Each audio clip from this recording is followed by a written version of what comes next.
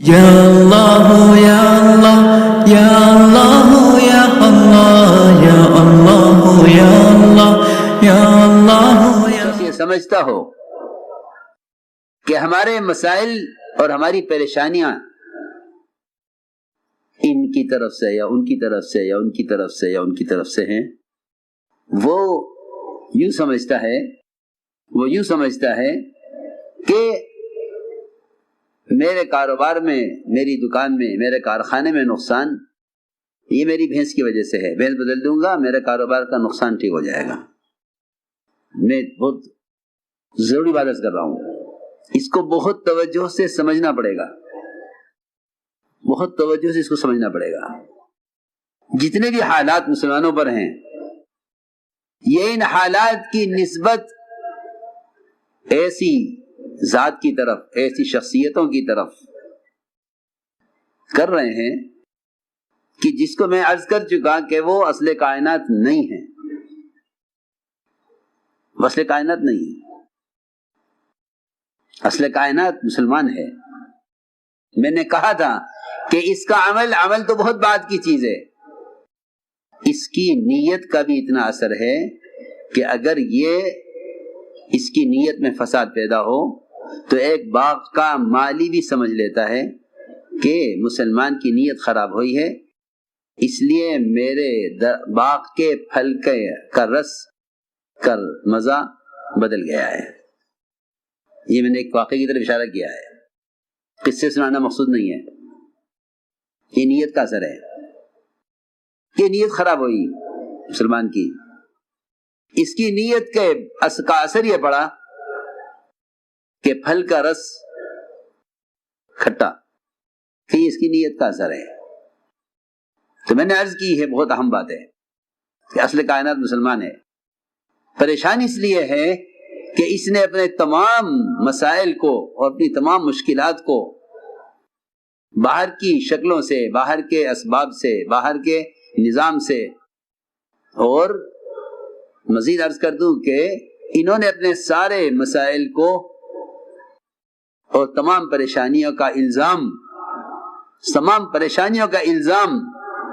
محض حکام پر لگایا ہوا ہے۔ صاف بات ہے، محض حکام پر ہے، حالانکہ میں عرض کر چکا ہوں کہ انعام سے ان کے مسائل کا کوئی تعلق نہیں ہے، انعام سے ان کے مسائل کا کوئی تعلق نہیں ہے، بلکہ جس طرح مسلمان کے صحیح چلنے سے، اس کے اچھے کردار سے، اس کے نیک اعمال سے، اس کی دعاؤں سے، اس کے علم کے لیے قدم اٹھانے سے، جس طرح ساری دنیا کی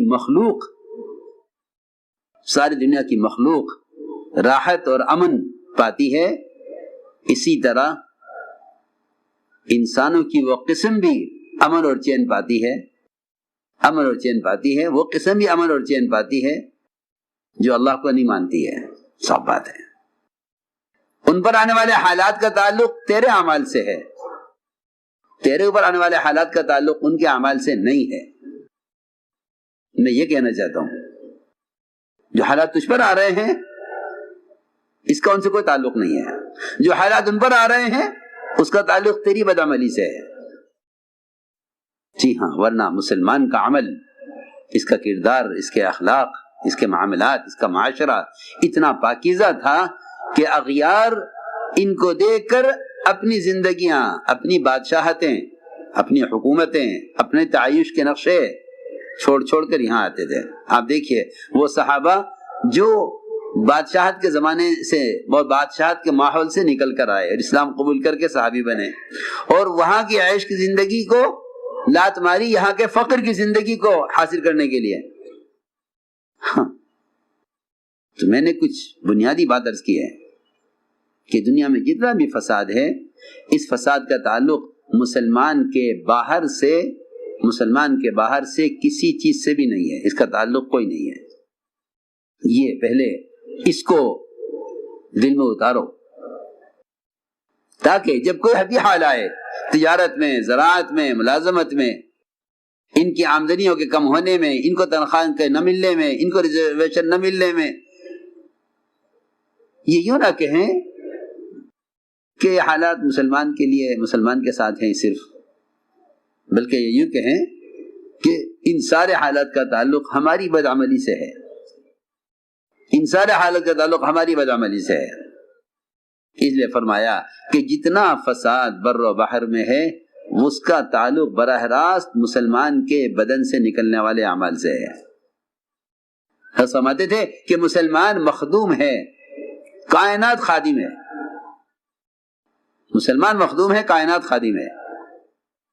تو میں نے عرض کیا کہ جو لوگ اپنے حالات کو حکام سے جوڑ دیتے ہیں یا اپنے حالات کو اسباب سے جوڑ دیتے ہیں، ایسے لوگوں کو قبر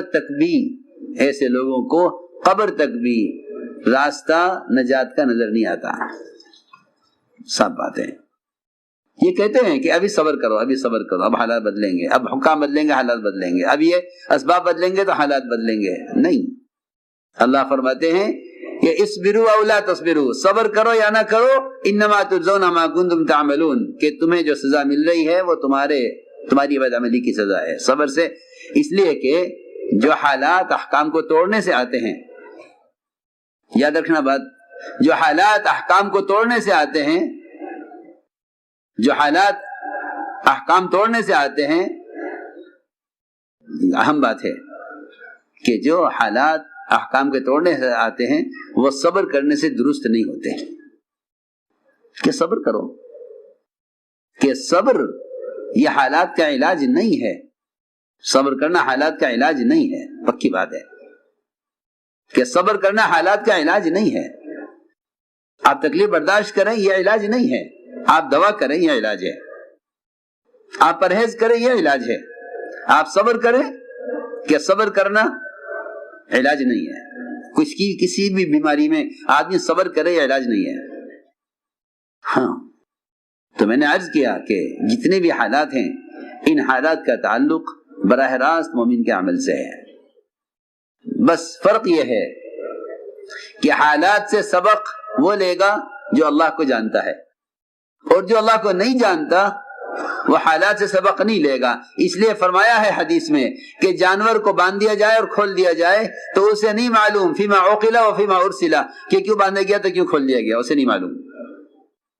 یہ جو میں نے ایک بات عرض کی تھی کہ تم کہتے ہو کہ احوال حکام کے تعلق سے ہے، کہ نہیں، احوال کا حکام سے کوئی تعلق نہیں ہے.